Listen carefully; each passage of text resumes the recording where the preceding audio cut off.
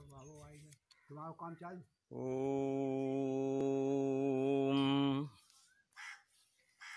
वक्रतुंड महा सर्वकार्येषु सर्वदा अखिलं यस्याः प्रभावमखिलं नहि वेदधाता नो वा हरिर्न गिरिशो नहि चाप्यनन्तः अंशांशकाः अपि च ते किमुतान्यदेवा तस्यै नमोऽस्तु सततं जगदम्बिकायै।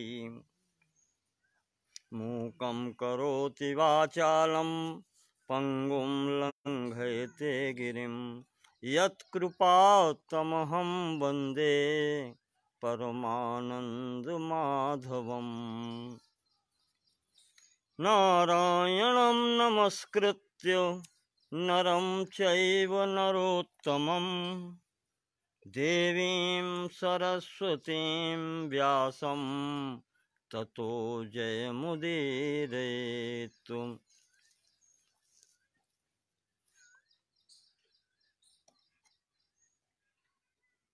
श्री मार्कंडेय पुराण की कथा के क्रम में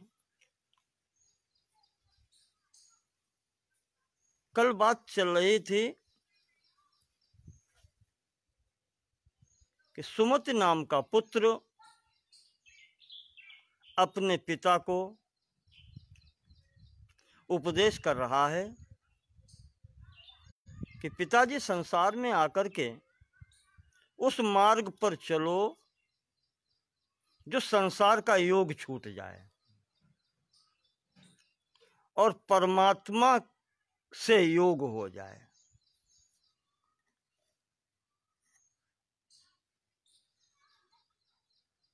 वो मार्ग बतलाते हैं और उसी के क्रम में पुत्र ने कहा, पिता के पूछने पर कि योग क्या है, तो सुमति ने कहा, राजन एक उपाख्यान सुनो, एक कथा सुनो जिसमें दत्तात्रेय जी ने राजा अलर्क को इस बात का उपदेश किया है।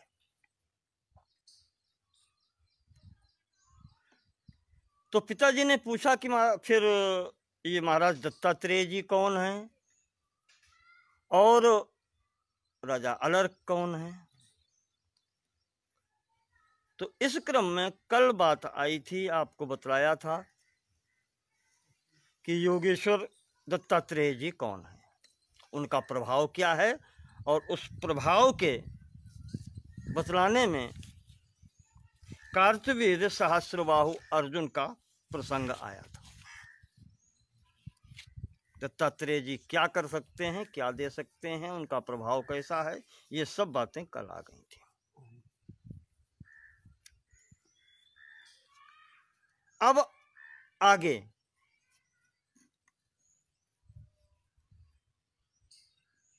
आगे का प्रसंग प्रारंभ होता है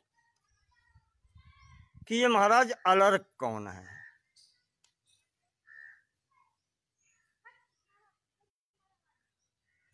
महाराज अलर्क का श्रीमद् भागवत में सुखदेव जी ने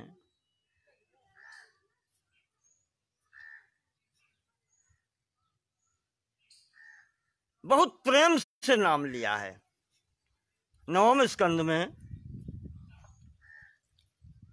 और वहां पर श्लोक आता है, षष्टि वर्ष सहस्राणि षष्टि वर्ष शतानि च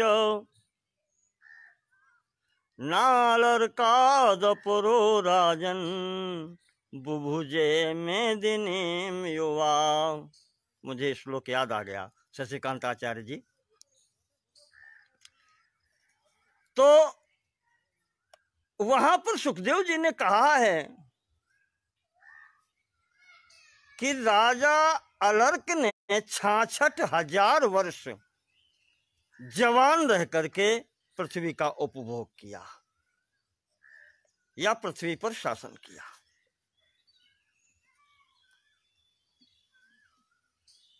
ऐसी प्रशंसा सुखदेव जी ने यत्र तत्र कुछ थोड़े ही लोगों की है। उसमें महाराज अलर्क का नाम है। ये चंद्रवंशी राजा हैं। और पुरुरवा के जो 5 पुत्र हुए थे उसमें आयु के वंश में आते हैं ये। उर्वशी से जो पुत्र प्राप्त किए थे चंद्रवंश के, उसमें आयु की वंश परंपरा में ये आते हैं। ये तो बात आचार्य के मतलब की रही। हाँ, हमारे आपके मतलब की बात यहाँ पर यह है कि पिता ने जब पूछा कि फिर ये राजन, ये राजा अलर्क कौन है, तो अब इनको इनका परिचय देने के लिए जैसे दत्तात्रेय को बताने के लिए उनके पिता माता का संबंध बतलाया कि किसके पुत्र हैं, ऐसे ही यहाँ पर पहले इनके माता पिता का परिचय दिया गया है कि कैसे माता पिता की ये संतान है। मार्कंडेय पुराण का यहाँ से 20वां अध्याय शुरू होता है। प्राग बभूव महावीर्यः शत्रुजिन्नाम पार्थिवः तुतोष यस्य यज्ञेषु सोमवाप्त्या पुरंदरः।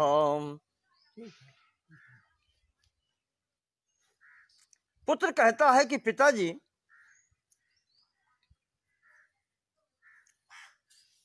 चंद्रवंश में एक राजा शत्रुजित नाम के हुए हैं।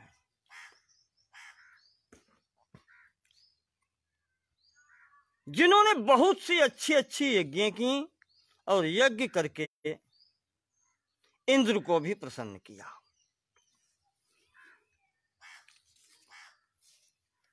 इन्हीं महाराज शत्रुजित के पुत्र ऋतध्वज नाम के हुए, जिनका नाम हुआ ऋतध्वज। ऋतध्वज इति ख्यातः सर्वशास्त्र विशारदः। राजा इतने अच्छे थे, संपूर्ण शास्त्रों के जानकार थे।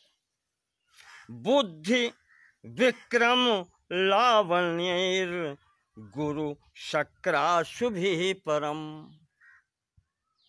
थोड़े में उनका परिचय दे दिया कि बुद्धि, पराक्रम और सुंदरता कैसी थी। बुद्धि में ऋतध्वज बृहस्पति जी के समान थे, पराक्रम में इंद्र के समान थे, और सुंदरता में अश्विनी कुमारों के समान थे। ये 3 उपमाएं दी हैं।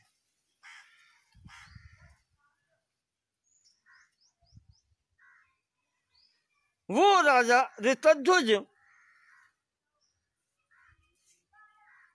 अपने मित्रों के साथ में, राजकुमारों के साथ में बहुत प्रेम से रहते थे और सदैव अपने मित्रों से घिरे रहते थे।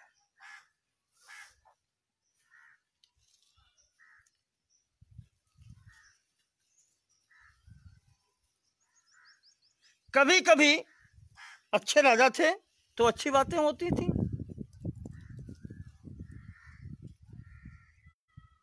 कदाचित छात्र संभारो विवेक कृत निश्चय।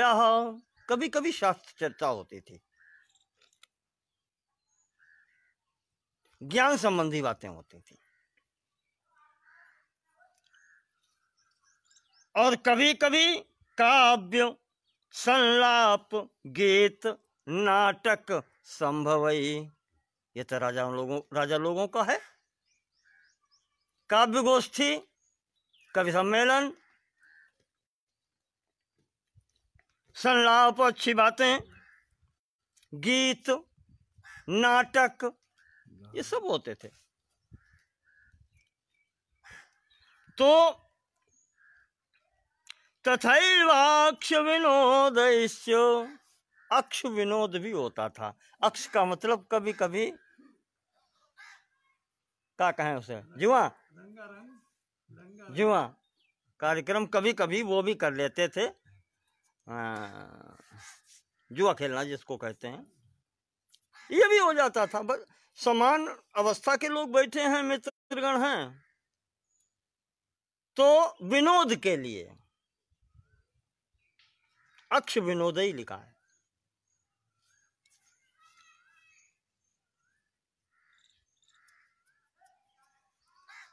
शस्त्रास्त्र विनय शुचो, और शस्त्रों अस्त्रों की भी परीक्षा हो जाती थी, वो भी अभ्यास होता था, हथियारों को चलाना और ये सब। योग्य नियुद्ध नागाश्वसेन्दनाभ्यास तत्परा, अपने बराबर के लोगों में कुश्ती,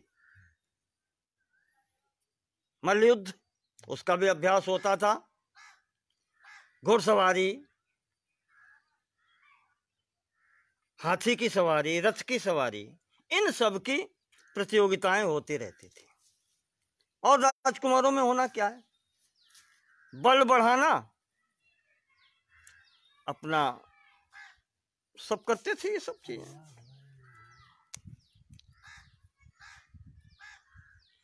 तो ऐसी स्थिति में रहते थे, सदैव अच्छे लोगों से घिरे रहते थे, आचरण बढ़िया था, सब अच्छा था।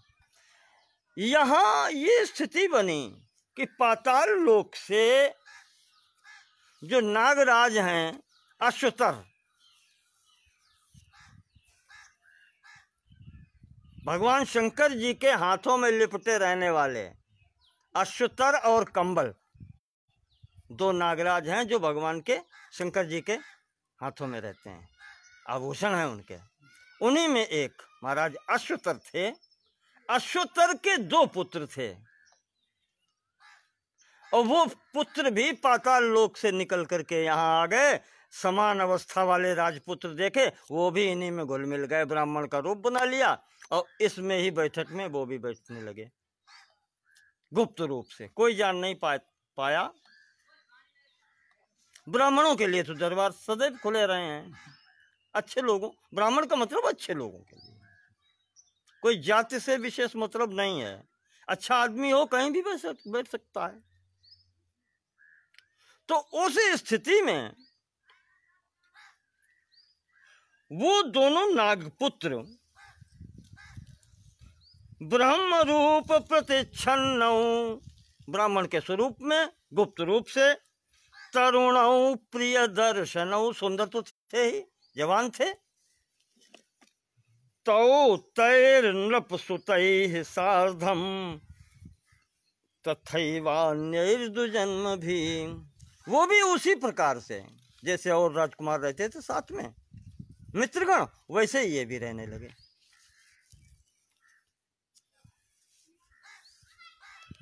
तो वहां कोई अंतर नहीं था, मित्र मंडली में सब एक जैसे हैं,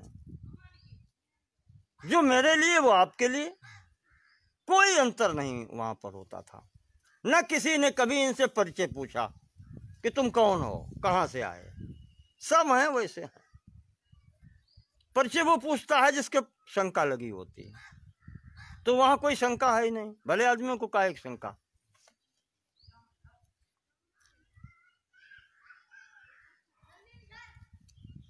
वो नाग पुत्र जो हैं दोनों, वो स्थिति बन गई कि वो दिन भर यहां रहने लगे, विवस्था में रात को जाते हैं घर पर। एक दिन वहां पर पिता ने पूछ दिया, अश्वतर महाराज ने पूछ दिया कि तुम दोनों लोग यहां से चले जाते हो, आखिर जाते कहां हो, दिन भर तुम यहां नहीं दिखाई पड़ते, रात को आते हो, कहां जाते हो भाई, ये तो बताओ।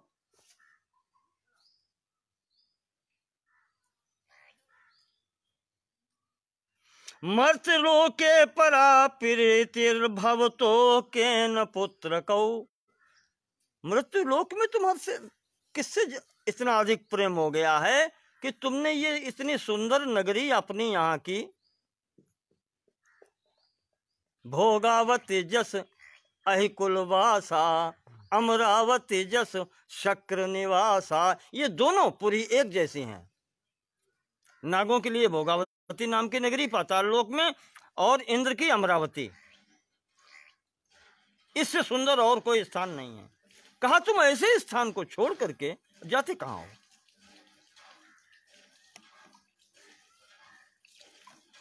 तो वो पुत्र सुमति बतला रहा है, पिताजी जब नागराज अश्वतर ने पूछा अपने लड़कों से कि तुम कहां जाते हो, तब उन दोनों लड़कों ने बताया कि पिताजी पृथ्वी पर शत्रुजित राजा के पुत्र एक हैं, नाम है उनका ऋतध्वज। बहुत कोई कमी नहीं है, बुद्धि विचार कहीं कोई भेद नहीं है। मान्य मानयिता धीमान, किसको सम्मान मिलना चाहिए उसको सम्मान देते हैं, और सम्मानित व्यक्ति भी उनका सम्मान करते हैं। धीमान बुद्धिमान है। ह्रीमान विनय भूषण, हरिमान, हरि कहते हैं लज्जा को। लज्जा जिसके पास हो, आदमी के पास लज्जा भी होनी चाहिए, जो अपना भला बुरा सोच सके। ये अपने अंदर से आता है, बाद में चित्त ये कहता है कि हम कहाँ फंस गए, यहाँ मुझे नहीं बैठना चाहिए। ये लज्जा है, गलत जगह बैठ गए। और विनय भूषण, विनम्र हैं। विनय तो उनका, विनम्रता तो उनका आभूषण है।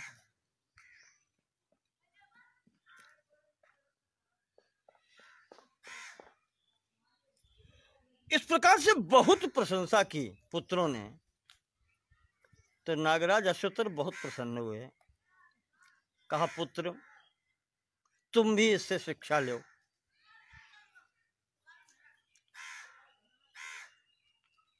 तुम भी शिक्षा लो इससे कि तुम्हारे जैसे व्यक्ति जिसकी पीछे प्रशंसा करते हैं इतनी, वो व्यक्ति कैसा होगा। ऐसे तुम भी बनने का प्रयास करो। अच्छा एक बात बताओ, इतने अच्छे हैं तुम लोग, इतने दिनों से वहां जाते हो, तुमने उनके लिए कुछ किया आज तक? कि वहां जाते हो, संपूर्ण भोगों को भोगते हो उनके साथ में, तो तुमने आज तक अपने मित्र के लिए क्या किया?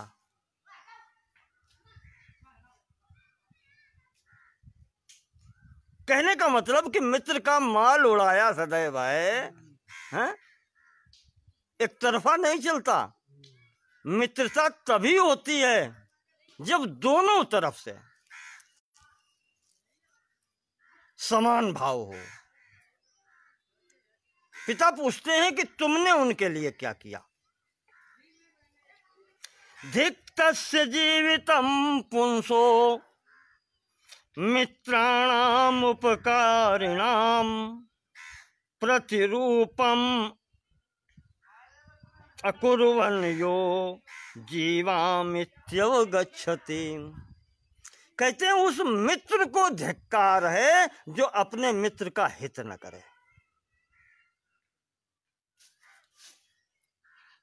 ऐसे मित्र की फिर मित्रता को धिक्कार है जो अपने मित्र के लिए कुछ न करे, मित्र से ही अपना हित करवाए, उपकार कुछ करे ही नहीं।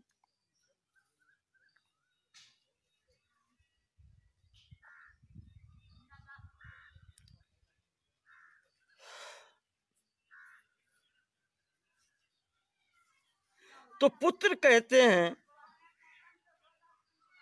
कि पिताजी, नागराज से कह रहे हैं कि पिताजी हम उनका क्या उपकार करें। वहां किसी वस्तु की किसी प्रकार की कमी है ही नहीं। और कभी कभी तो हमें ऐसा लगता है कि जो वस्तु आपके पास भी नहीं है वो वहां है, यानी वो आपसे बड़े, कहना चाहिए कि धनवान कहें, ज्ञानवान कहें, हर स्थिति में श्रेष्ठ हैं। तो हम उनका उपकार कर ही क्या सकते हैं।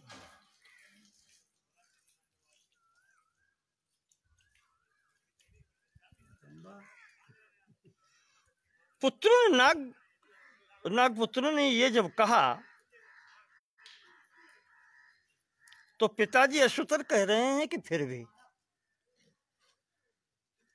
भूलोक है, पृथ्वी लोक है, और हम लोगों की स्थिति देवकोटि की मानी जाती है, तो हम कुछ तो उनका उपकार कर ही सकते हैं। और पृथ्वी पर जाकर के किसी मनुष्य के जीवन में कोई कमी न हो, ये भी असंभव है। ये बहुत कठिन चीज है। कहीं न कहीं कुछ न कुछ कमी रहती है। हाँ, कह देते हैं कि चल करने की बातें होती हैं, पर व्यवहारिकता में कहीं न कहीं कुछ न कुछ कमी होती अवश्य है। जब इतना कुरेदते हैं पिताजी, तो लड़के बोले अच्छा भाई महाराज सुनो, फिर कमी है। अब इतने दिन से हम जाते आते हैं, तो जो कमी है वो महाराज हम आपके सामने पिताजी कह रहे हैं, लेकिन उस कमी की पूर्ति करने की शक्ति ना हम में है, ना आप में है, किसी में है नहीं। वो भगवान साक्षात आ जाएं तभी भले हो सकती है। ब्रह्मा, विष्णु और शंकर जी सामने आ जाएं, वही पूर्ति कर सकते हैं, उसके हम आप कोई पूर्ति नहीं कर सकते।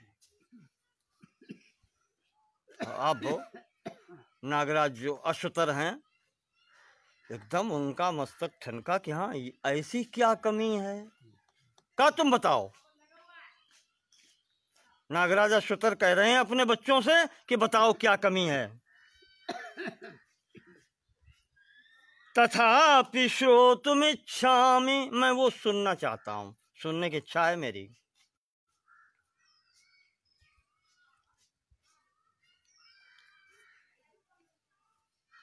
तस्य यत् कार्यमुत्तमम, उनका ऐसा कार्य क्या है।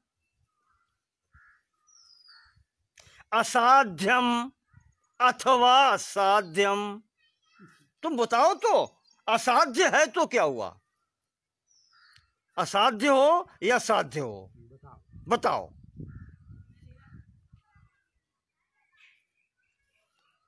असाध्यम अथवा साध्यम किंबा साध्य विपश्चिताम, और कहते हैं कि बुद्धिमान के लिए असाध्य क्या वस्तु है।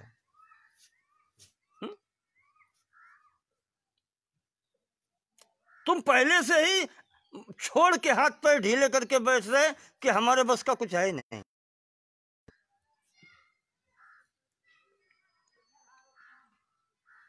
पिताजी अपने बच्चों को कह रहे हैं शिक्षा भी है, और वो कहते हैं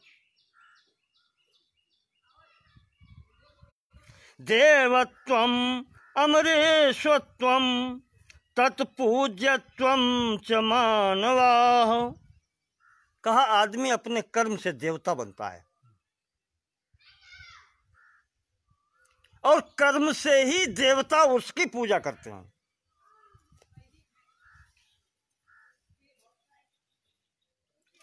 प्रयांति वांछितम वान्यदो दृढ़म ये व्यवसायिनः, जिनकी बुद्धि निश्चित है, स्थिर है, लक्ष्य सीधा करके चलते हैं, व्यवसायी बुद्धि कहलाती है जिनकी, वो अपने लक्ष्य को प्राप्त जरूर करते हैं, समय भले लगे।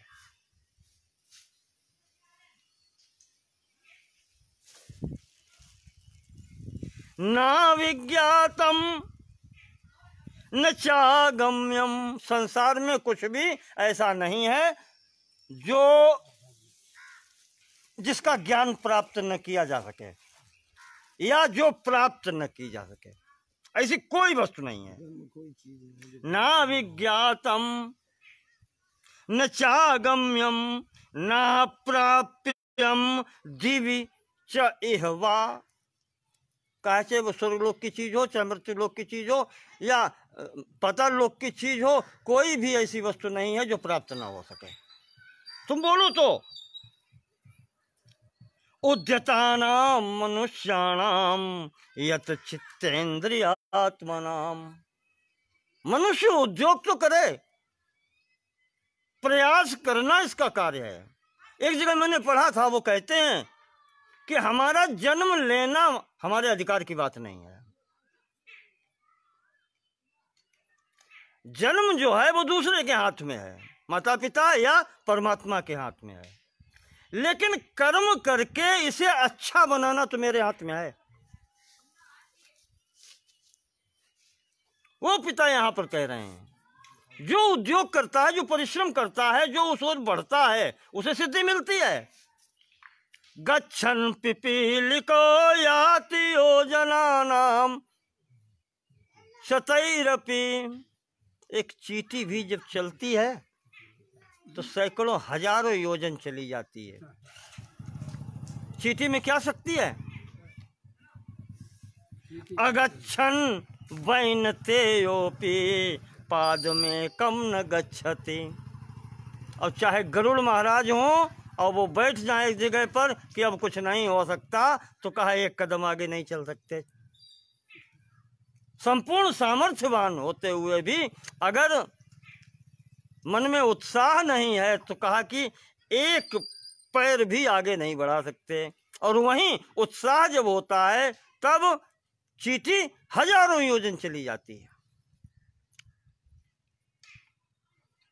उदाहरण देते हैं, कहा तुमने सुना नहीं, क्व भूतलम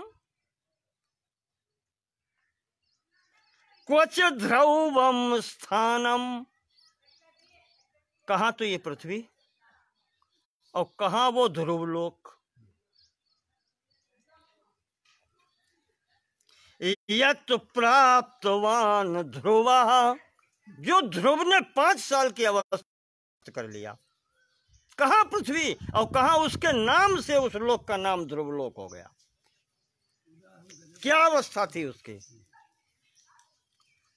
उत्तान पाद नृपते पुत्र सन भूमि गोचरा, वो भी तो इसी भूमि पर निवास करने वाला, पृथ्वी पर चलने वाला प्राणी था।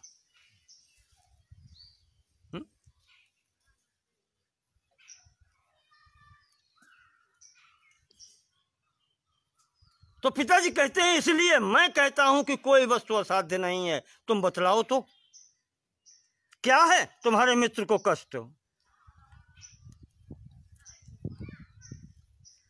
तो नागराज अश्वतर के पुत्र उनको बतला रहे हैं कि पिताजी,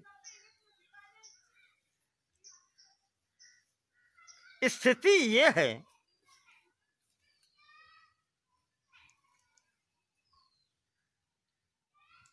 एक बार की घटना है। अब वो शत्रुजित का वो बात बता रहे हैं कि क्या कमी है उनके जीवन में। ये अलग के पारिवारिक हैं, पिताजी हैं अलग, पहले पिता की बात चल रही है। तो कहते हैं कि महाराज ऋतध्वज के पिताजी के पास एक बार महर्षि गालव आए, एक घोड़ा साथ में लिए, घोड़ा लेकर के आए ऋतध्वज के पिताजी के पास। कहा महाराज हम आपसे कुछ मांगने आए।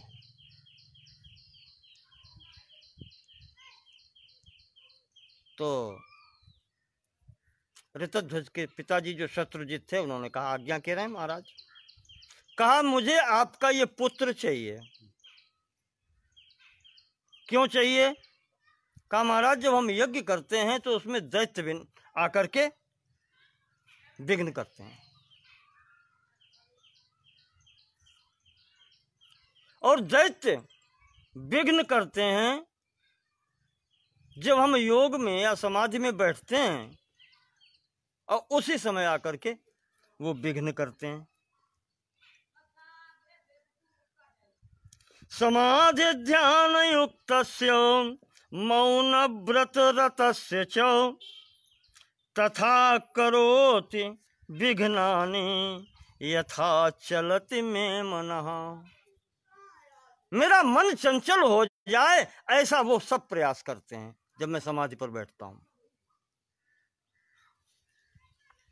महर्षि गालव कह रहे हैं कि राजन, मैं उनको भस्म तो कर सकता हूं,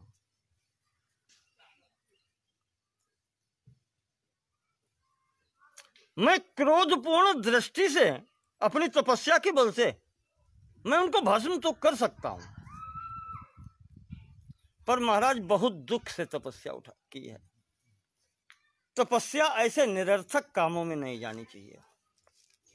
तपस्या से कोई अच्छा कार्य हो तो तपस्या व्यय भी की जा, खर्च भी की जा सकती है, लेकिन किसी को मारने के लिए, भले ही वो शत्रु क्यों न हो,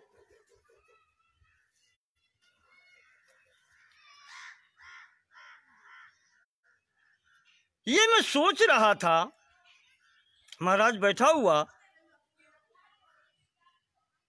बहुत दुखी चित्त से, उसी समय आकाश मार्ग से एक ये घोड़ा मेरे सामने उपस्थित हो गया। ईश्वर की प्रेरणा और आकाशवाणी हुई।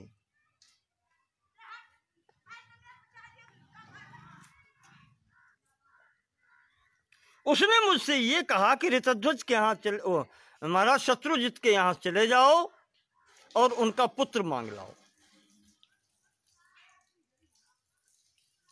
ये घोड़ा उनको देना, और ये घोड़ा ऐसा है कि बिना रुके पृथ्वी का चक्कर लगा सकता है, पूरी पृथ्वी नाप सकता है, कहीं थकेगा नहीं और कहीं रुकेगा नहीं।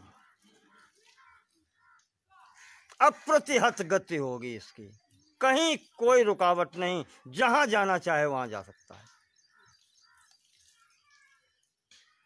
और वही ऋतध्वज इस दैत्य का संहार करेंगे जो आपको विघ्न कर रहा है।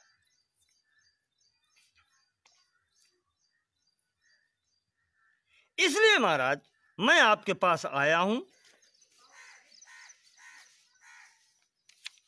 और आपके सामने निवेदन कर रहा हूं कि महाराज हमारी रक्षा करें, क्योंकि तपस्या करने वाला जो ऋषि बैठा हुआ है आपके राज्य में, जैसे कल मैंने बताया था कि राजा को कहीं छठा भाग कहीं 12वां भाग कर के रूप में मिलता है, टैक्स के रूप में मिलता है, सभी प्रजा देती है अपने अपनी सामर्थ्य के अनुसार, के अनुसार। उसी प्रकार से जो ऋषि महर्षि सुरक्षित होकर बैठ करके जिस राज्य में तपस्या करते हैं उसका भी छठा भाग राजा को मिलता है। कहा महाराज इसमें मेरी हानि नहीं, आपकी भी हानि हो रही है। जो आपको बिना कहे बिना मांगे मेरी तपस्या का भी छठा भाग मिलता है।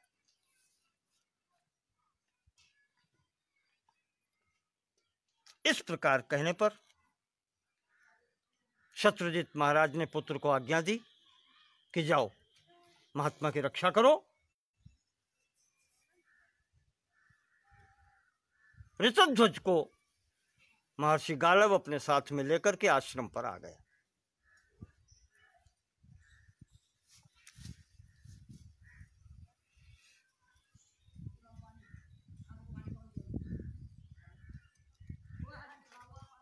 इस प्रकार से ऋतध्वज जब महर्षि के आश्रम पर आए, वीरम कुवलयाश्वम तम, उस घोड़े का नाम कुवलय था। वलय कहते हैं घेरा को, कु कहते हैं पृथ्वी को। जो पृथ्वी का पूरा चक्कर मार दे एक सांस में, कुवलय नाम का वो घोड़ा है। और इसी के नाम ऐसा घोड़ा जिनके पास है वो महाराज ऋतध्वज का नाम भी कुवलयाश्व पड़ गया।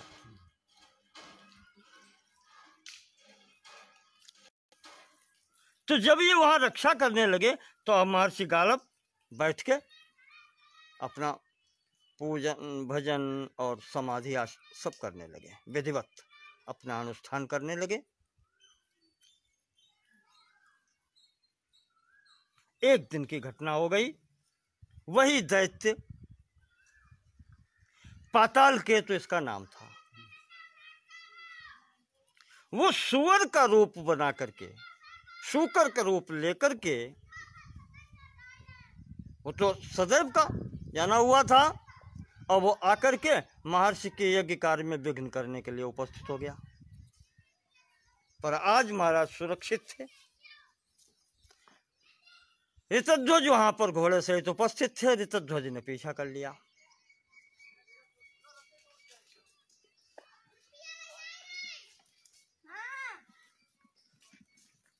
आजघान च बाणेन चंद्रार्धाकार वर्चसा, अर्धचंद्र बाण से महाराज ने प्रहार कर दिया। अर्धचंद्र का मतलब आगे दो नोकों वाला। ऋतध्वज ने बाण से प्रहार कर दिया, शूकर घायल हो गया और वो उसी हालत में भाग पड़ा। घायल अवस्था में ही भागता हुआ जाता है।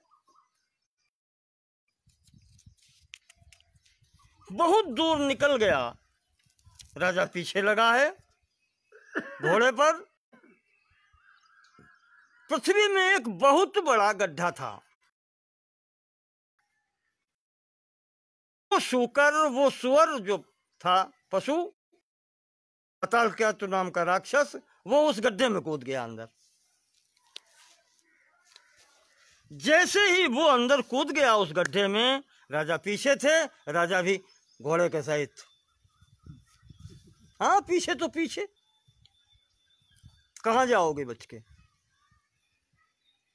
वो अंदर जाकर के अब वो उन्हें नहीं मिलता है, किधर गया। पाताल जैसी स्थिति बन गई। उस अंधेरे में अब राजा ऋतध्वज ढूंढ रहे हैं राजकुमार कि ये कहां गया। एक तरफ से थोड़ा प्रकाश आता हुआ दिखाई पड़ा अंधेरे में, तो ये रोशनी की तरफ, प्रकाश की तरफ ही मुड़ गए। वहां जाकर के ततो अपश्यत सुविस्तीर्णे पर्यंके सर्व कांचने निषण्णाम कन्यका में काम युक्ताम रतिमिव। वहां जाकर के राजकुमार ऋतध्वज ने देखा कि एक कन्या बहुत सुंदर, रति के समान सुंदरता वाली, वो वहां पर बहुत दुखी चित्त से बैठी है, रो रही है।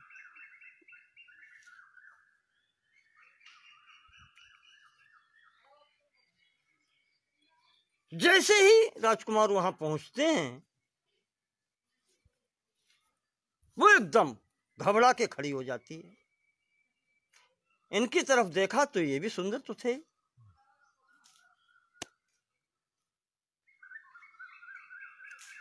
सुंदरता को देख करके वो कन्या दुखी होकर के फिर बैठ जाती है। उसके साथ में उसकी एक सहेली थी।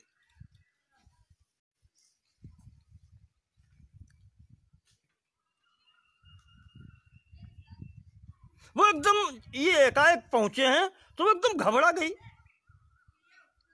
कि क्या आपत्ति आ गई एकदम, और एकदम बेहोश हो गई।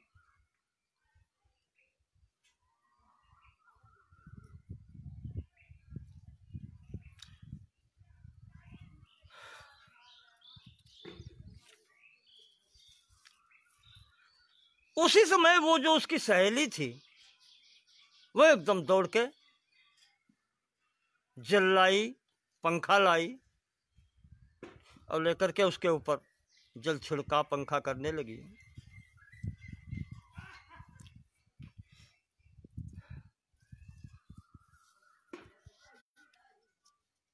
जब वो होश में आई तो राजकुमार पूछते हैं कि तुम कौन हो? तो राजकुमारी नहीं, वो कन्या थी, वो नहीं बोली, उसकी सहेली जो थी वो परिचय देती है कि ये कौन है, मैं कौन हूं।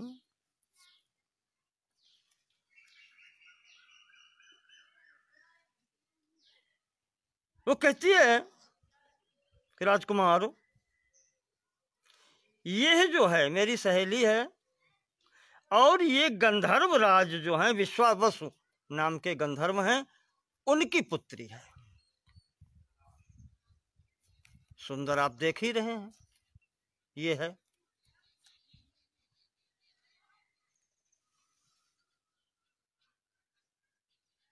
गंधर्व राज विश्वावसु की कन्या है, इसका नाम है मदालसा।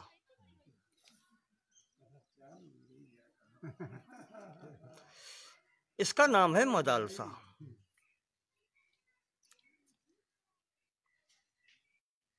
और एक दैत्य है वज्रकेतु नाम का, उसका पुत्र है पाताल केतु, वो इसको हरण कर लाया। ये अपने राजमहल में थी, बगीचे में थी, अकेली देख करके उसने हरण कर लिया इसका। और यहां लाकर के बंद कर दिया। आगे आने वाली त्रयोदशी के दिन उसने विवाह की तिथि भी निश्चित कर ली।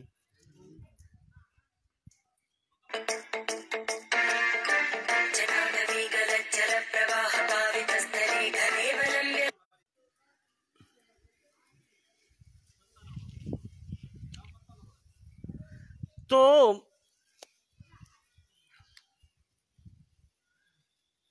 वो सहेली जो है वो कह रही है कि ये विश्वावसु गंधर्व राज की कन्या है, मदालसा इसका नाम है, मैं इसकी सहेली हूं और मेरा परिचय ये है, मेरा नाम है कुंडला और मेरे पिता का नाम है विंध्यवान, मेरे पति का नाम है पुष्कर माली।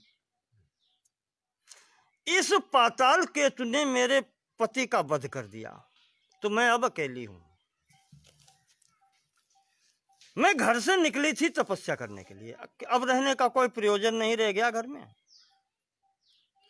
तो वहां मैंने जब ये सुना इसका हरण हो गया, तो मैं यहां चली आई, इसको अकेले में देखा, तो तब से मैं इसकी यहां पर सेवा करती हूं। और राजकुमार, मेरी इच्छा ये है कि कोई ऐसा वीर आ जाए जो इस पाताल केतु का वध कर सके, तो मैं ये कन्या उसे सौंप दूं और फिर मैं निश्चिंत होकर के तपस्या में अपनी जाऊं। यही मेरे जीवन में केवल एक उद्देश्य रह गया है कि इसको इसके पति से मिला दें।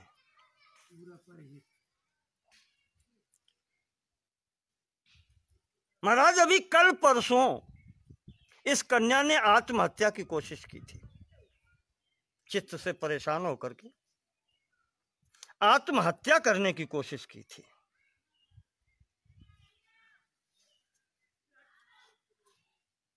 सुरभि प्राहन्नायम त्वाम प्राप्स्यते दानवाधिपः।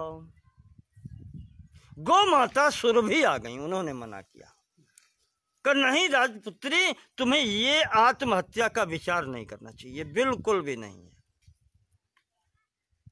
ये दैत्य तुम्हें पा नहीं सकता, ये मैं कह रही हूं। और इसको मारने वाला आ चुका है।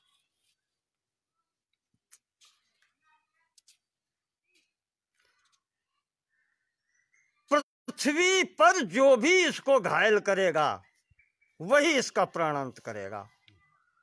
तुम उसकी प्रतीक्षा करो, वही तुम्हारा पति होगा। ये भगवती सुरभि ने, गौमाता ने ये आशीर्वाद दिया है। तो ये सहेली जो थी कुंडला, उसने परिचय दिया है पूर्ण, और उसके बाद में पूछती है कि महाराज, राजकुमार तुम कौन हो, कहां से आए हो?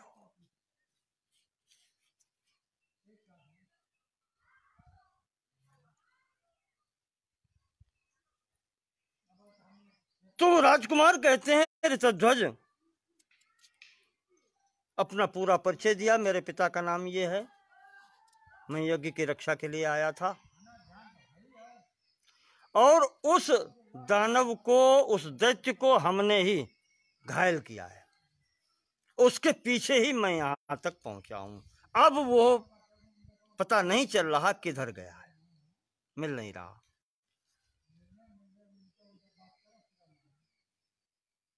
तो वो सखी कहती है, कुंडला कह रही है कि महाराज फिर कार्य हो गया, फिर कार्य हो गया। भगवती सुरभि ने जो आशीर्वाद दिया था वो बिल्कुल फलित वैसा का वैसा ही हो रहा है।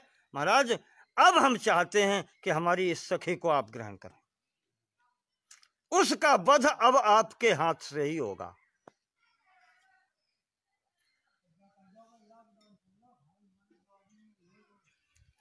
महाराज राजा ऋतध्वज कह रहे हैं कि मैं तो अभी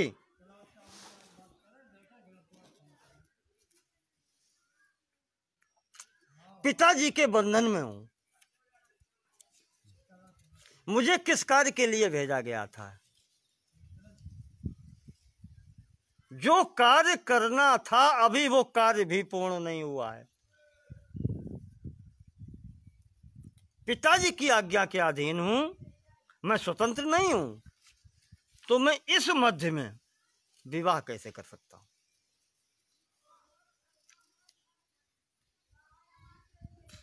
उसने कहा नहीं, कुंडला नहीं मानी, उसने नहीं कहा, नहीं ये तो आपको करना पड़ेगा। हाँ, भगवती गौ माता का, सुरभि जी का आशीर्वाद है, अब ये कन्या आपकी ही है। और उस कुंडला ने अपने पिताजी के गुरु का स्मरण किया, गंधर्वों के गुरु का, महर्षि तुम्बुर जी लेकर के आ गए सब सामग्री, बिल्कुल गुरु जी का स्मरण किया। महर्षि तुम्बुर पुष्पाणी हाथ में कुछ लेकर के, और वो सब लेकर के उपस्थित हो गए। कहा क्या है बेटा? कहा महाराज ऐसी स्थिति है, विवाह कराओ। कुंडला ने ही कहा विवाह कराओ महाराज।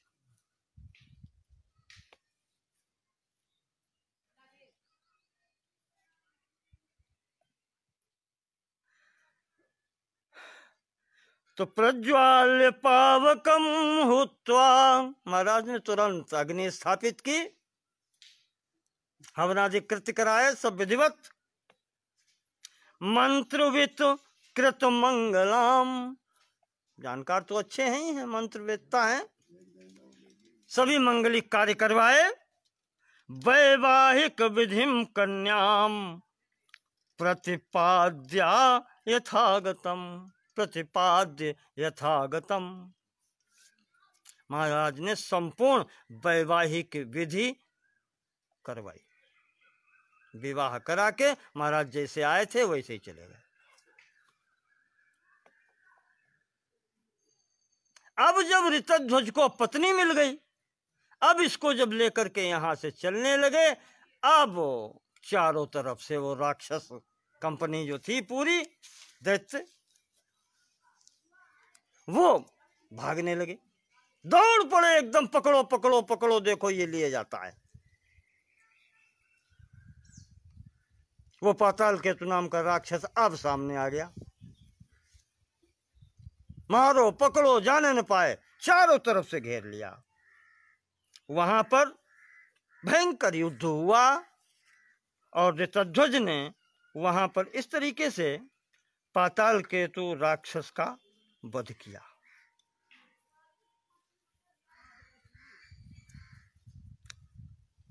वध करके जब चलने को हुआ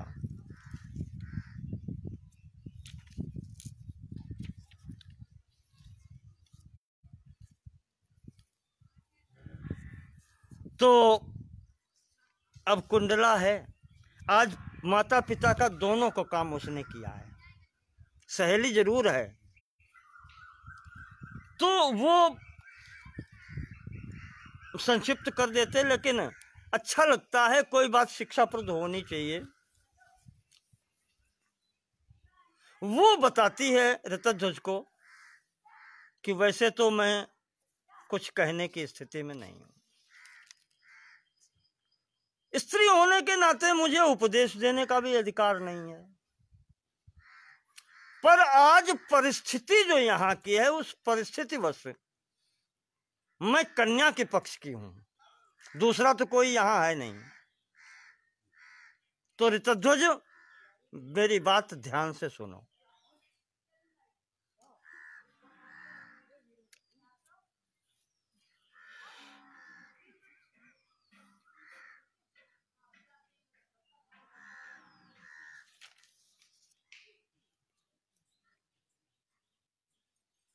कि भर्तव्या रक्षितव्या च भार्या ही पतिना सदा। जैसे कहा जाता है, क्या है, अंध बधिर क्रोधी अति दीना,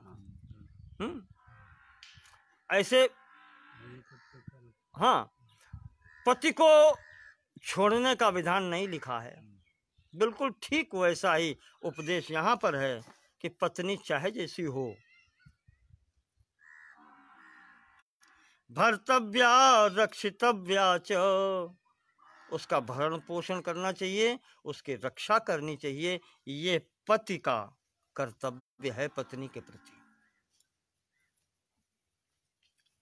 धर्मार्थ काम सिद्ध्यै संसिद्ध्यै भार्या भर्तृ सहायिनी। क्यों? पुरुषार्थ संसार में चार कहे गए, धर्म, अर्थ, काम और मोक्ष। इनमें से पत्नी तीन पुरुषार्थों में सहायक होती है, धर्म, अर्थ और काम। पत्नी तीन पुरुषार्थों में सहायक है, सहगामिनी है। तो इन स्थितियों के, इन पुरुषार्थों के सिद्धि के लिए भार्या का रक्षण पोषण आवश्यक है। यदा भार्या च भर्ता च परस्पर वशानुगौ। जिस घर में पति पत्नी इस प्रकार से प्रेम से रहते हैं, कहते हैं फिर स्वर्ग वही है। और पुरुषार्थों में से तीन पुरुषार्थों की सिद्धि गृहस्थ आश्रम में ही हो जाती है। दोनों मिलकर के धर्म करें और उसके बाद में अर्थ प्राप्त करें। अर्थ प्राप्त करें। अर्थ के बाद में लिखा है कि प्राप्तोपि चार्थो मनुजैरानीतोपि निजम गृहम। मनुष्य कितना भी धन संग्रह करे और घर लेकर के आए और घर में यथा स्थान रखने वाला और उसकी व्यवस्था करने वाला कोई न हो तो वो अर्थ रुक नहीं सकता।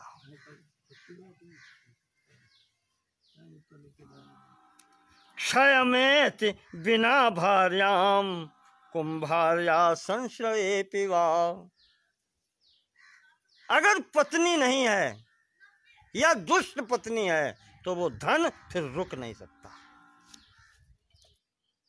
तो अर्थ की सिद्धि भी तभी होती है जब पत्नी हो।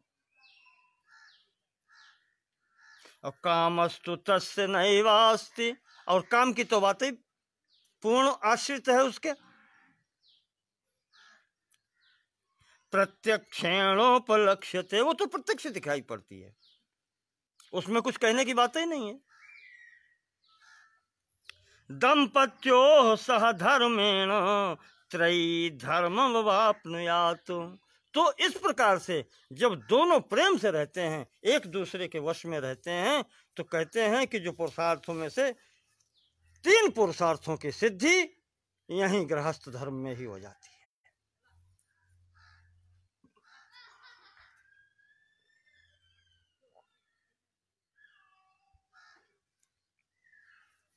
स्त्रियाश्चापि बिना भर्त्रा धर्म कामार्थ संतति नैव तस्मात् त्रिवर्गोयम दाम्पत्यम अधिगच्छति।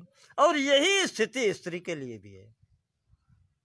पति के साथ में रहते हुए, सुंदर आचरण करते हुए वो रहती है, तो उसकी भी तीनों पुरुषार्थों की सिद्धि यहां हो जाती है, धर्म अर्थ और काम की।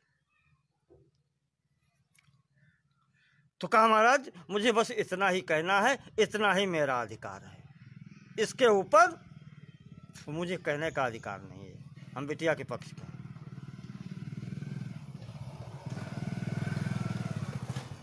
एक जगह आया है कहीं 8 गुण बताए गए हैं कि बिटिया जहां दे वहां 8 गुण होने चाहिए वर के अंदर।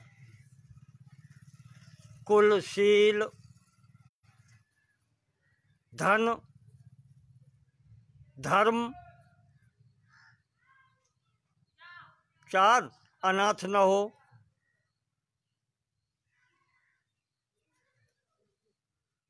सब ध्यान नहीं आ रहे। तो ये ऐसी स्थिति हो, यश हो, धन हो,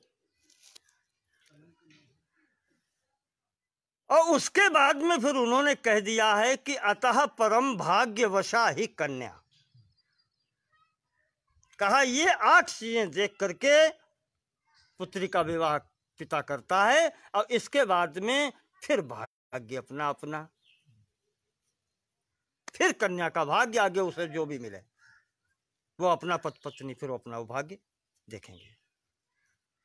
तो यहां पर कुंडला कह रही है कि महाराज मुझे मैं उसके पक्ष की हूं, कन्या पक्ष की, तो इतना ही मैं कह सकती हूं, और उसके बाद में फिर आप समझें। ये अंतिम चलते हुए उसने उपदेश दिया कि महाराज अब मैं जाऊंगी, अब मैं निश्चिंत हो गई, अब मुझे कोई चिंता नहीं संसारिक।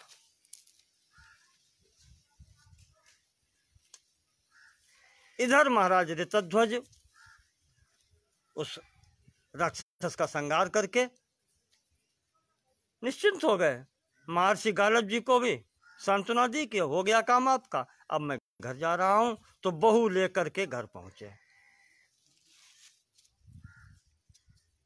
महाराज शत्रुजित के सामने जाकर के दोनों पति पत्नी ने प्रणाम किया।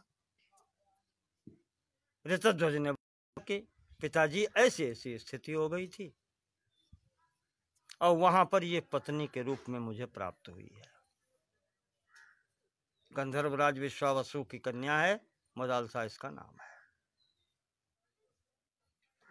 आज महाराज शत्रुजित का भी सीना चौड़ा हो गया। गदगद हृदय से निकलता है कि बेटा तुम्हें पाकर के आज हम धन्य हो गए। बहुत बड़ी बात कहते हैं कि पुत्र हो कैसा।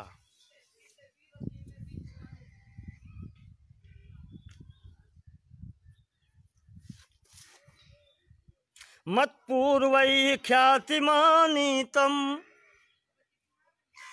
मया विस्तारितं पुनः।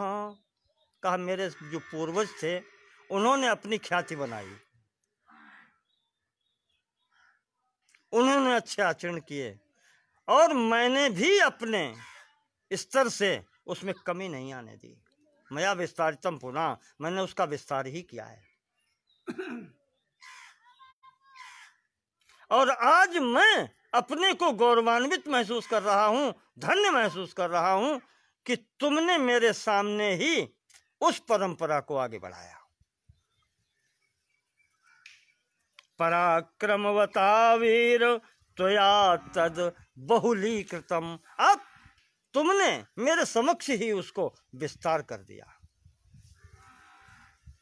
तो यदुपात्तम यशः पित्रा, बहुत गंभीर चीज है कि यद उपात्तम यशः पित्रा धनम वीर्यमथापि वा, पिता के द्वारा जो हमें प्राप्त होता है वो चाहे धन हो चाहे यश हो या पराक्रम हो, जो प्राप्त होता है ये कहलाता है पैतृक संपत्ति। पिता की तरफ से जो हमें प्राप्त होती है। जन्म से मुझे कोई नहीं जानता, मैं जहाँ जाता हूँ वहाँ यही कहा जाता है ये अमुक के पुत्र हैं, अगले के पुत्र हैं। पिता के नाम से हमारी प्रसिद्ध होती है।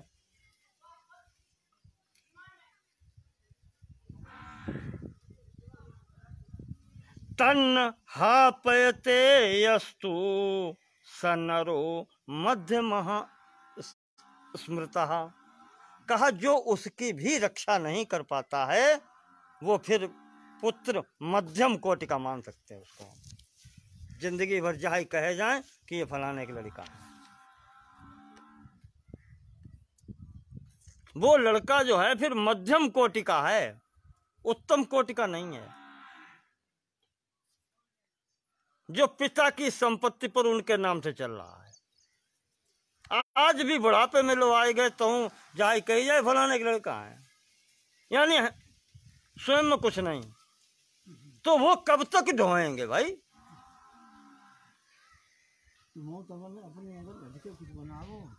तो तद्वीर्यादधिकम यस्तु,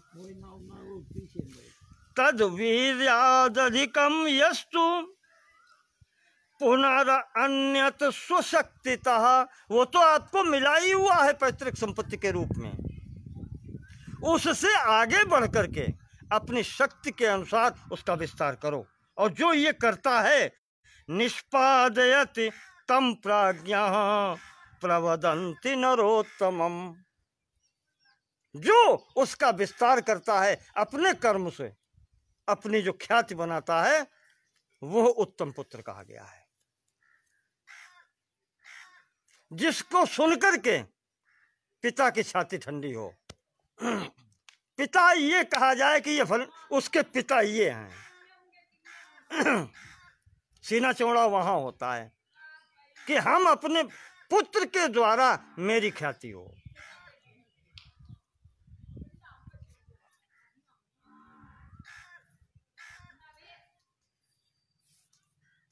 क्या है उसमें, मानस में भी आया है,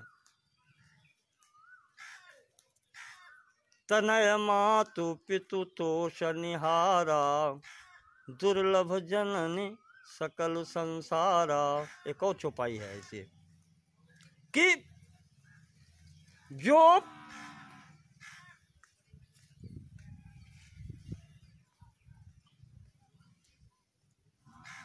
पिता अपने, वो जो पुत्र अपने पिता की ख्याति को आगे बढ़ाए, वो इसी प्रकार से हो सकती है कि अपना पराक्रम, यानी कि पिता का परिचय ये दिया जाए कि वो इसका पिता है, तब वो होता है जो वो पिता का भाग्य होता है और वही उसका गर्व होता है, पुत्र ऐसा मिले।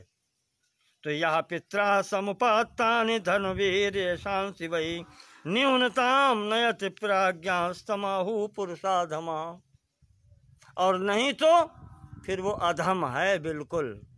जैसे जुआ खटमल होते हैं, जुआ हो जाते हैं शरीर में। एक जगह तो ये लिखा है कि फिर तो वो बिल्कुल उस स्थिति में है, शरीर का मैल समझो, जैसे शरीर में मैल अपने आप हो जाता है, तो ऐसे ही वो पिता का पुत्र नहीं है, फिर वो मल है।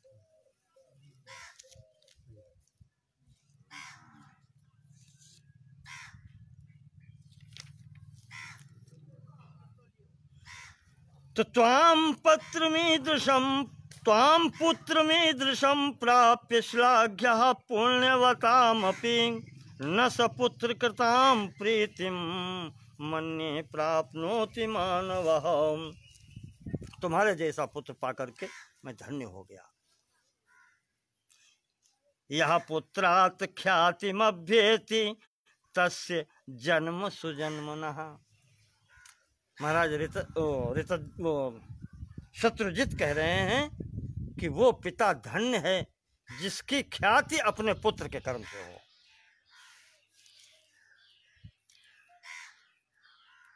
आत्मना ज्ञायते धन्यो मध्यः पितृ पितामह। और वो तो अपने कर्म से अपनी पहचान हो, वो तो होती है जब करो तो।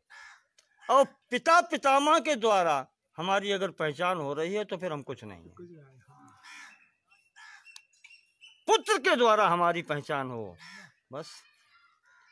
पुत्र अगर बिगड़ेल है तो लोग सीधे कहते हैं कि जाए बनाओ लड़का। वो आक्षेप भी तो पिता माता पर ही आता है। तो इस तरीके से ये कहा गया है अपने कर्म से पिता की कीर्ति को आगे बढ़ाए। और वही पिता धन्य है जिसकी पहचान अपने पुत्र से हो। और उसमें एक बात और जोड़ दी कि पिताजी की जगह पर अगर ननिहाल की तरफ से आवे तो और अधम, बिल्कुल बेकार। जी की पहचान मामा की तरफ से हो, ये फलाने के भांजे हैं, अमुक के भांजे हैं, ये पीछे चले गए भाई कि वो तो फिर किसी में नहीं। हाँ, मातृपक्षेण मात्रा च ख्याति में नराधम। माता से ज्ञान हो उसके हैं ये पुत्र, या मामा के भांजे बताए जाएं, कहा वो अधम है। फिर उससे अच्छा तो ये ठीक है, कम से कम ये बताया जाए कि इनके पुत्र हैं, ये पितृपक्ष से आए बात। तो इस तरीके से पिताजी बहुत प्रसन्न हुए, आशीर्वाद दिए। पुत्र और पुत्र वधू को महल में प्रवेश कराया गया। यहां अब ये महल में रहने लगे।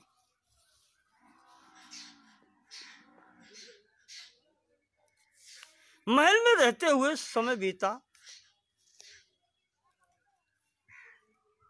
एक दिन की घटना फिर वैसी घट गई। ततः काले बहुत थे गते राजा पुनः सुतम। प्राह गच्छासु विप्राणाम त्राणाय चरमे दिनीम। पिता ने कहा, शत्रुजित ने, कि देखो अब तुम राजा बनने वाले हो, तुम्हारा कर्तव्य ये है कि तुम पृथ्वी पर भ्रमण करो। ये तुम्हारा कर्तव्य बनता है। कहीं कोई किसी को कष्ट तो नहीं दे रहा है। ये सब अधिकार या इनको संरक्षित करने का अधिकार राजा का होता है। तो ये कार्य अब तुम करो। अभी तक मैं देखता था, तुम भी देखो। ये राजा ने ऋतध्वज को आदेश दिया। पिताजी ने कहा कि तुम भी ऐसा करो। प्रजा को किसी प्रकार का कहीं कष्ट न हो, ये हमारा और तुम्हारा कर्तव्य है।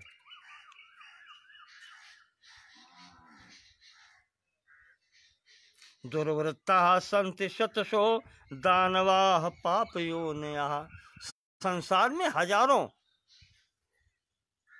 राक्षस वृत्ति के लोग घूमते हैं, या कहें राक्षस घूमते हैं, दानव घूमते हैं, जो परेशान करते हैं, निरर्थक दूसरे को परेशान करते हैं। कहा उनको समाप्त करो।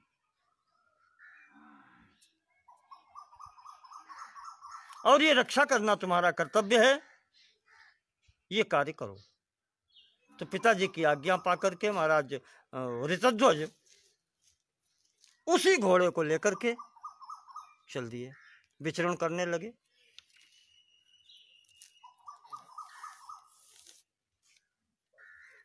अब पुनः घटना घटी।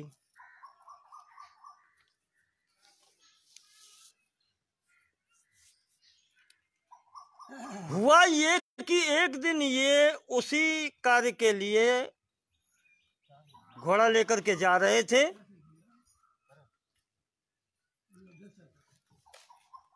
रास्ते में वो जो राक्षस मारा था इन्होंने, दैत्य पाताल केतु, उसका एक भाई था छोटा ताल केतु। उसने देखा कि आज अकेले फंस गए।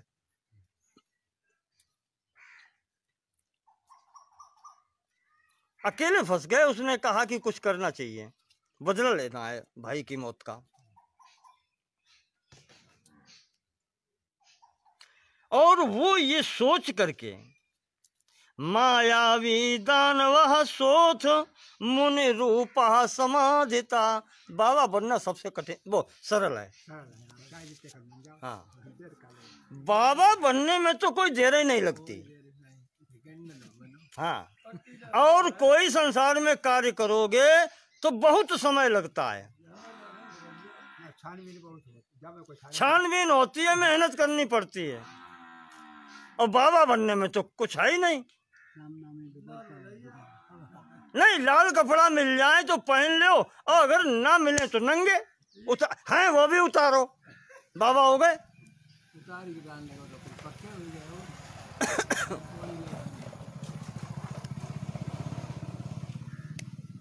अगर कपड़े उतार दिए तो और बड़े बाबा। पहनने में तो देर भी लगती है, उतारने में कितनी देर है, बाबा हो गए बाबा। वो एकदम राक्षस जो था बाबा का वेश बना करके आ गया सामने मुनि रूप में, और हाथ जोड़ के खड़ा हो गया। महाराज हमारी बात सुन लो, हम कष्ट में हैं। तो ऋतध्वज घोड़े से उतर करके खड़े हो गए। महाराज आज्ञा करो, क्या कष्ट आपको? कहा महाराज बहुत दिन से हम यज्ञ करना चाहते हैं, आजकल जाए होते ना, चंदा दो। सरल कार्य है दोनों, बाबा बन जाओ और चंदा मांगो, सबसे सरल कार्य है।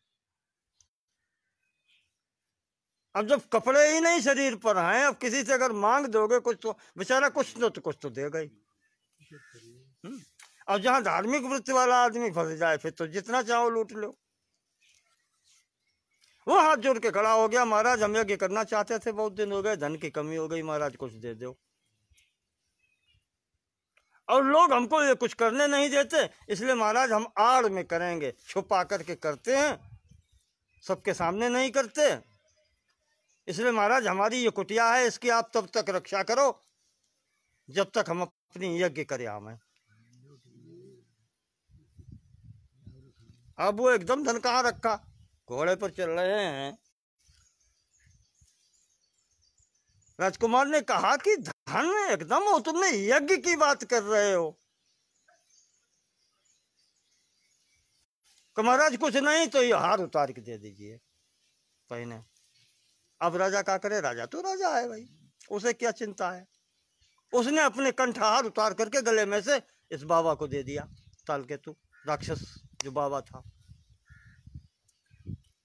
और ये इसने कह दिया कि महाराज जब तक हम लौट के ना आवे तब तक हमारे आश्रम की रक्षा करो आप। हाँ, इनको बांध भी दिया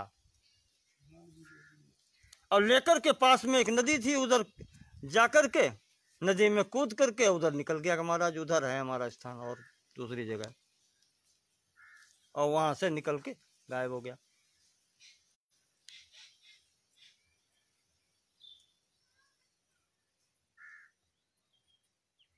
उधर से घूम के जाता है। अब ऋतध्वज यहाँ आश्रम की रक्षा में फंस गए, इनको यहाँ फंस दिया, और वो घूम के ऋतध्वज के घर पहुंच गया। शत्रुजित के महाराज के दरबार में पहुंचा और रोता हुआ पहुंचा वहां। महाराज बहुत विपत्ति हो गई। क्या विपत्ति हो गई? शत्रुजित पूछते हैं क्या हुआ? कहा महाराज हम यज्ञ कर रहे थे, हमारे यज्ञ की रक्षा में राजकुमार ऋतध्वज मारे गए। देखो कहाँ से उसने फंसाया। कहा महाराज ऋतध्वज मारे गए।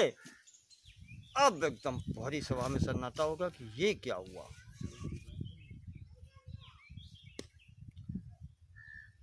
अब कोई कहेगा कि अंतिम संस्कार किया जाए। न महाराज उसकी कोई जरूरत नहीं, वहाँ ऋषि मुनि सब एकत्र थे, अंतिम संस्कार वहीं हो गया महाराज। ऋषियों ने आकर के अंतिम संस्कार कर दिया महाराज। सबूत ये लो, वो जो हार उतरवा के लाया था गले से, वो लेकर के उसने महाराज के हाथ में पकड़ा दिया ऋतध्वज के कि महाराज ये आप उसका लो, जो वो पहने थे वो ये लो। अब पुष्टि हो गई पूरी बात की।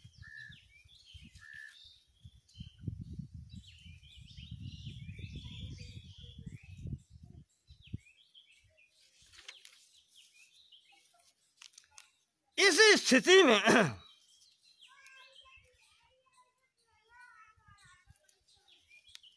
देखो अब कथा कई लोग सुना रहे हैं। वो पुत्र सुमति अपने पिता को सुना रहा है। ये कथा यहाँ पर नागराज अश्वतर को ये सुना रहे हैं उनके दोनों लड़के कि ये कष्ट है ऋतध्वज को, मित्र को हमारे।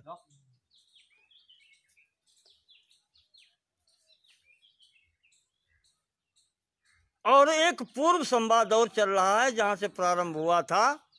विंध्याचल के रहने वाले 4 पक्षी महर्षि जैमिन को सुना रहे हैं कथा। ये जब स्थिति देखी तो पिता माता बहुत रोए, शोक करते हैं। यहाँ पर वो हार जब देखा मदालसा ने, तो मदालसा ने शरीर छोड़ दिया शरीर।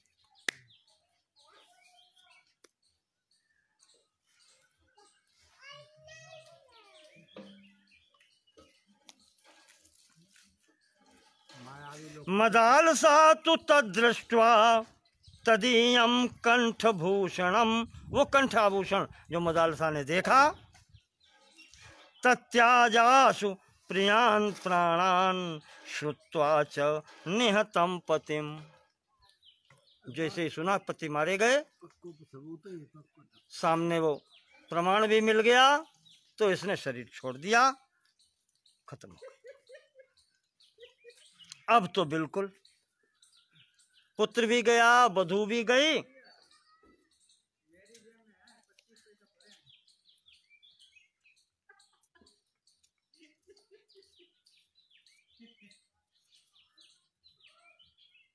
अब क्या करे पिता, क्या करे। राजा तो राजा होता है ना, काम तो कोई बंद हो नहीं सकते। तो वो समझाता है, पुत्र चला गया, वधू चली गई, पर फिर भी हृदय में धीरज रखना है, काम तो वो नहीं संसार के सब। तो पिता समझाते हैं, सबको समझाते हैं, वहाँ जितनी सभा है सबको समझाते हैं कि रो नहीं। संसार की स्थिति यह है, जिसको आना है वो जाएगा। अच्छे कार्य के लिए पुत्र गया है, मैं किस लिए शोक करूं। और पुत्र वधू भी पुत्र के वियोग में गई है, तो ये भी शोक करने के योग्य नहीं है।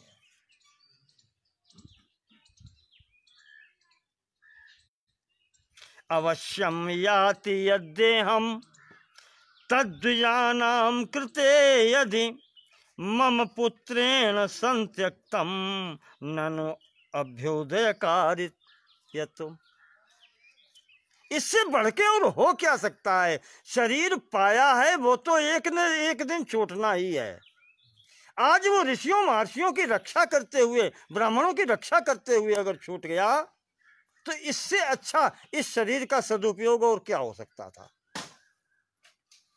जीव रक्षा के निमित्त ये शरीर छूट गया, इससे बढ़ के और क्या हो सकता है। जैसे आज कोरोना वॉरियर हैं, शरीर तो जाना है। जो डॉक्टर हैं, जो या जो भी कर्मचारी हैं, सेवा में जुटे हुए हैं, जानते हैं कोई दवा नहीं है, सेवा भाव में लगे हैं। अगर शरीर छूट भी जाता है, क्या उसके लिए शोक करना।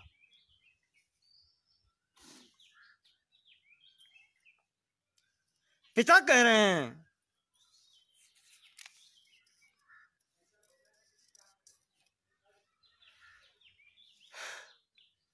कि शोक नहीं करना चाहिए, मैं अपने पुत्र के लिए शोक नहीं करूंगा, अच्छे कार्य के लिए शरीर छोड़ा है। ऐसे पिता होते हैं। माता कैसी है? महाराज ऋतध्वज की माता का यहाँ तक अभी कुछ नहीं आया, आज प्रथम बार माता जी बोल रही हैं।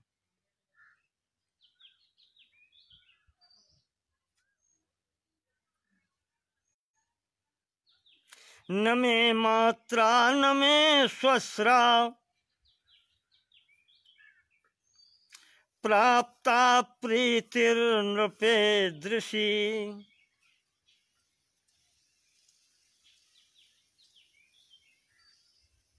श्रुत्वा मुनि परित्राणे हतम पुत्रम यथा मया। कहा मेरे हृदय में आज तक ऐसी संतुष्टि कभी नहीं हुई।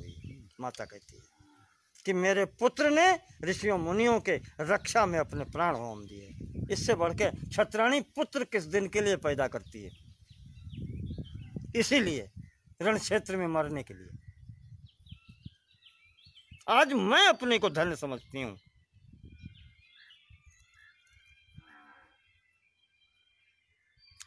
शोचताम बांधवानाम ये निःश्वसन्तोति दुःखिता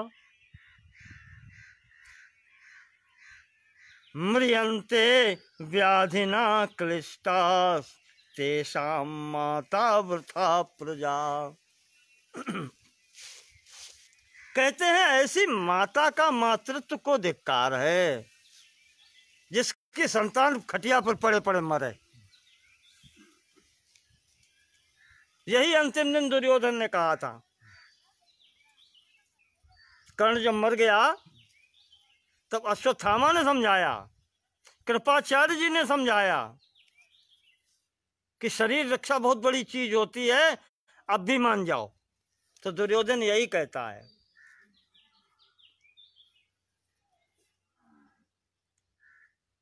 हम क्षत्रिय हैं, हम चारपाई पर लेट के मरने वाले नहीं हैं। और जब आज ये सब संहार हो चुका है तो अब हम अपने को बचावें, संसार क्या कहेगा? क्षत्रिय है, शरीर पाया है तो संग्राम क्षेत्र में वीर गति प्राप्त करूंगा, इससे अच्छा फिर कोई मार्ग नहीं।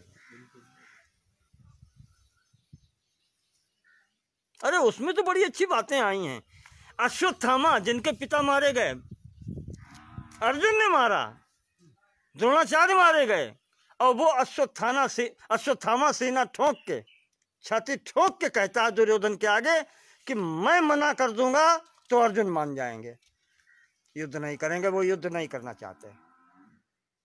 ये इतना बड़ा विश्वास है अश्वत्थामा को, और जबकि ये नारायण अस्त्र प्रयोग कर चुका है अर्जुन के ऊपर पिता के मारे जाने पर, और वो कह रहा है कि अर्जुन लड़ना नहीं चाहते। दुर्योधन तुम कहो, मैं कह दूंगा, अर्जुन मान जाएंगे, नहीं करेंगे युद्ध। और कृष्ण भी युद्ध नहीं चाहते।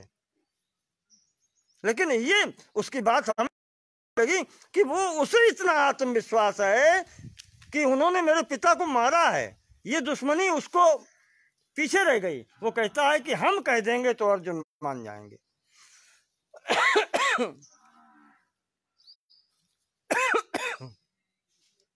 सीधे समझाया दुर्योधन को कि देखो हम मरने वाले नहीं, और ये मामा जी कृपाचार्य बैठे ये भी मरने वाले नहीं, तो अपनी रक्षा कर लो, तुम संधि कर लो। लेकिन वो नहीं मानता, वो कहता क्षत्रिय हैं हम। वही यहाँ पर ऋतध्वज की माता कह रही हैं कि क्षत्रिय पुत्र, और वो भी चारपाई पर लेट के मरे, 4 लोग आसपास बैठ के रोते हों। धिक्कार है ऐसी माता पर, ऐसे पुत्र को जो उत्पन्न करे।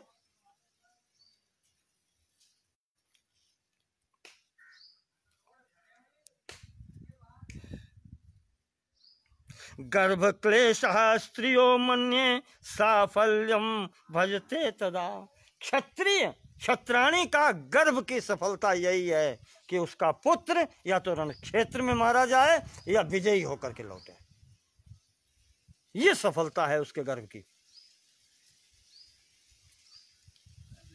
तो नागराज के पुत्र अपने पिताजी को बता रहे हैं कि पिताजी ऐसी स्थिति बन गई, और वो जाकर के यहाँ से और उसने फिर पुराने आश्रम पर ताल के तो लौट गया और ऋतध्वज से कहा कि महाराज जब हमारी यज्ञ हो गई, अब आप जा सकते हैं। उसकी यज्ञ पूर्ति हो गई। उसे जो करना था वो इसको नहीं मार पाया, तो उसने वो पत्नी का काम कर दिया जो पाताल के तो हरण करके ले गया था।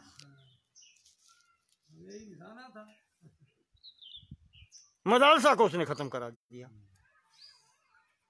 अब जब ऋतध्वज घर पहुंचते हैं तो पिताजी के सामने पहुंचे तो देख करके चित्त गदगद हो गया, सब हो गया। देखे वहां पर बैठे, जब बात हुई तब पता चला कि पत्नी समाप्त हो गई।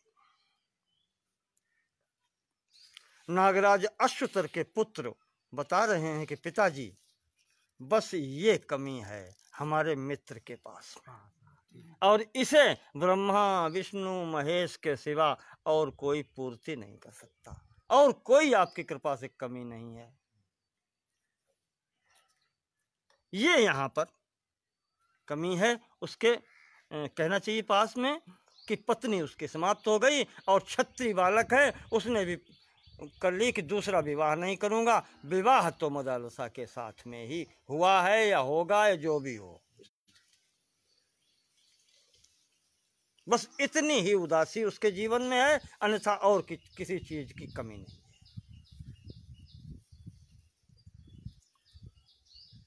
महाराज अश्वतर कहते हैं ये बात है। कहा हाँ महाराज। कहा ठीक है, कोई बात नहीं, पुत्रों के समक्ष और कुछ तो कह नहीं सकते, अब बस की कोई बात नहीं है। इस कारण से वो वहां पर महाराज अश्वतर शांत हो गया। बच्चों से कह दिया ठीक है मैंने जान लिया, तुमने बता दिया, जाओ। समय हो गया, रोक पढ़ावे बैठो, सही है, छाया है तो बात को यहां से और आगे बढ़ाते हैं।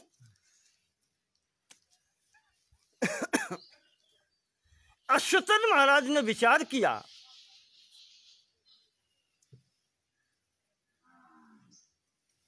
कि ठीक है मेरे बस की तो बात है नहीं। मैंने आपको बताया कि अश्वतर और कंबल नाम के दो भाई हैं नाग। महाराज शंकर जी के आभूषण हैं बाहों वाले, इन्हें सहारा है। ड्यूटी पर नहीं गए, दोनों तपस्या करने के लिए बैठ गए दोनों भाई। पुत्रों से कुछ नहीं कहा, वो कहा तुम अपना जो कर रहे हो करो, चलो ठीक है, समस्या तुमने बतलाई। ये भी नहीं कहा कि हम करेंगे, लेकिन मन में सोच लिया प्रयास करेंगे। इन दोनों नागों ने, जो सगे भाई हैं, अश्वतर के भाई हैं कंबल और अश्वतर, दोनों नागों ने बैठ करके तपस्या की और अपनी तपस्या के द्वारा भगवान भोलेनाथ को प्रसन्न किया। कहा महाराज आज इस स्थिति में हम हैं और आपको ये बात मेरी माननी पड़ेगी।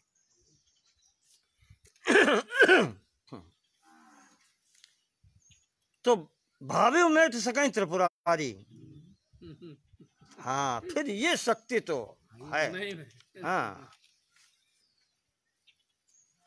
उन्होंने कहा कि अश्वतर उसका जीवन समाप्त हो चुका था। कहा नहीं महाराज, समाप्त हो कुछ भी हो,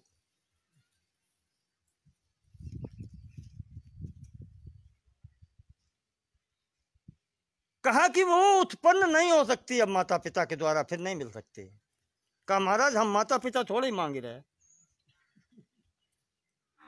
अश्वतर जी ने कहा कि माता पिता नहीं मांग रहे, हमें कन्या चाहिए और वही चाहिए। बड़ा विचित्र कहानी। प्रभु की इच्छा। प्रभु इच्छा। आशुतोष तुम अवधरदानी, आरत हरव दीन जंजानी। महाराज जी ने बस में फिर देर कितनी है, उनका जाओ मिलेगी। सेवक हैं एक तो, भोलेनाथ ने कहा जाओ मिलेगी। प्रातः काल महाराज अश्वतर जी प्रातः पूजन में बैठे थे, ध्यान मग्न समाधि अवस्था में बैठे हैं। महाराज अश्वतर जी के ब्रह्मरंध्र से सीधे कन्या आकर के सामने खड़ी हो गई। वही कन्या तथा वैश्य तथा रूप, उसी रूप की और उसी आयु की, वही महाराज के मध्यम फण से कन्या एकदम प्रकट हो गई सीधे।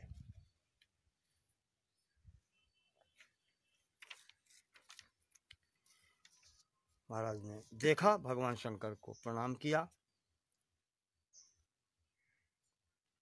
ले जाकर उस कन्या को अपने घर में अंतापुर में जाकर के पत्नी को दिया और कहा ये आज से तुम्हारी पुत्री है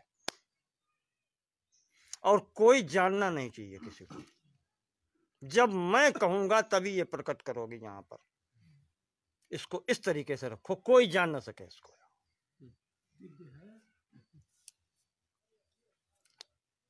नागराज की जो पत्नी थी उन्होंने उसको उसी तरीके से रखा। कुछ दिन के बाद में, 10 दिन 15 दिन के बाद में, नागराज ने अपने पुत्रों को बुलाया, कहा बेटा मेरी इच्छा है, हम भी तुम्हारे मित्र को देखना चाहते हैं।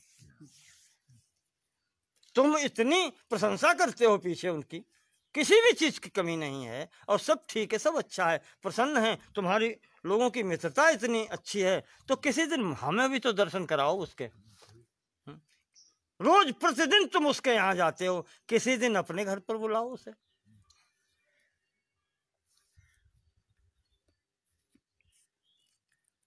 जाकर के यहाँ से ये दोनों नाग बालक जाते हैं और जाकर के अपने पिता की बात वहां रखते हैं सामने कि महाराज ये नहीं बताते कहाँ चलना है क्या है, अभी परिचय नहीं दिया है, बस ये कहते हैं कि ऋतध्वज जी मित्र, मेरे पिता ने आपको याद किया है, वो चाहते हैं आपसे मिलना चाहते हैं। तो मित्रता की बात, मित्रता का, उन्होंने कहा चलो।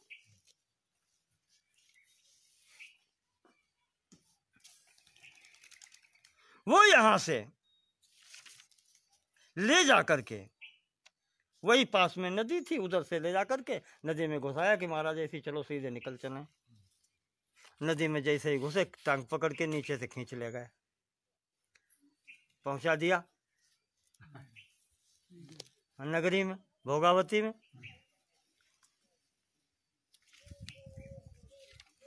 तो इसी स्थिति में जब वहां पहुंचा दिया,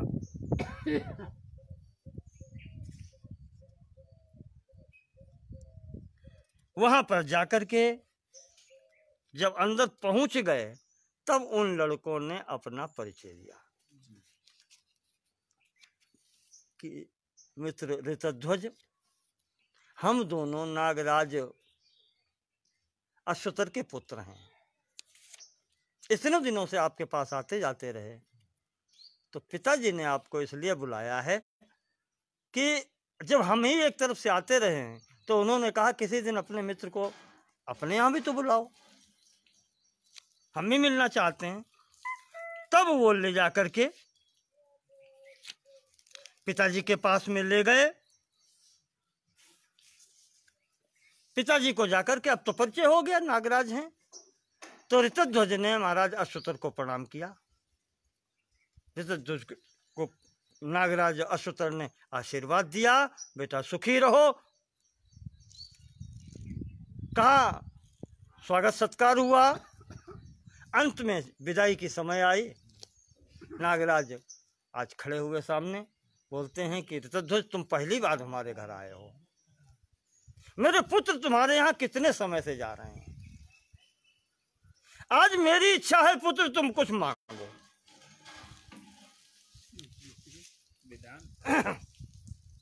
अश्वतर कहते हैं कि पुत्र मेरी इच्छा है कि आज तुम कुछ मांग लो हमसे।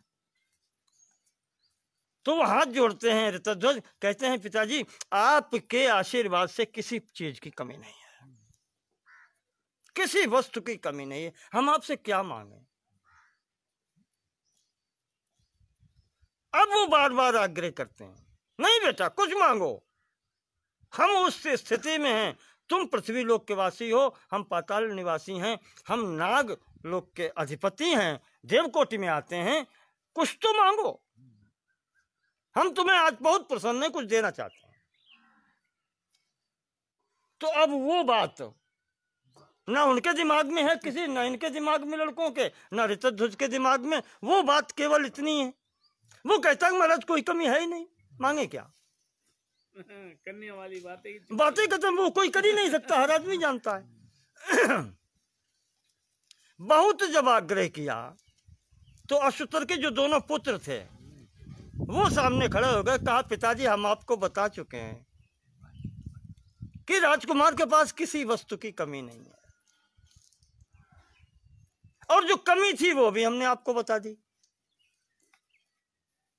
वो पूर्ति हो नहीं सकती, तो आप बार बार क्या कह रहे हैं, मांगो मांगो मांगो।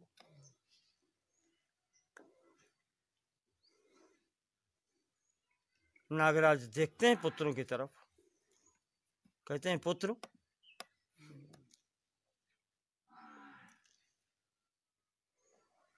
ऋतध्वज की तरफ सीधे कहा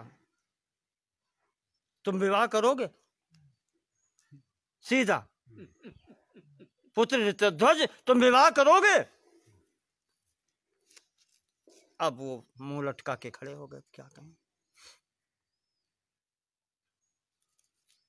तो फिर वही बच्चे अश्वतर के वही कहते हैं कि महाराज क्षत्रिय है, प्रतिज्ञा किए बैठा है कि उसी से विवाह होगा तो होगा, नहीं तो विवाह दूसरा नहीं करना है। बाबा तुमसे कवाई दे।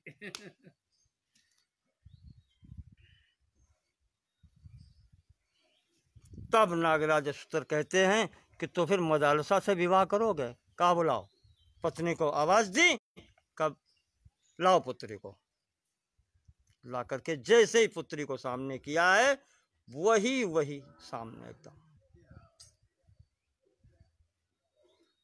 ऋतध्वज एकदम पागल जैसा दौड़ पड़ा, एकदम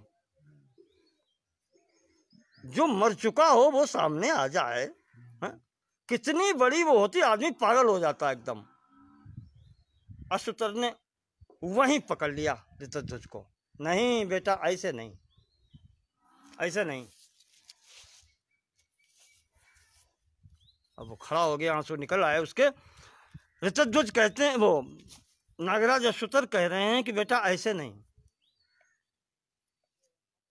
अब ये मेरी पुत्री है, मैं दूंगा तब मिलेगी, बैठो। महाराज ने वहां पर विधिवत व्यवस्था करवाई, पूर्ण व्यवस्था करके आज नागराज अश्वतर ने यहाँ पर कन्यादान किया है, पुनः विवाह कराया गया मदालसा से।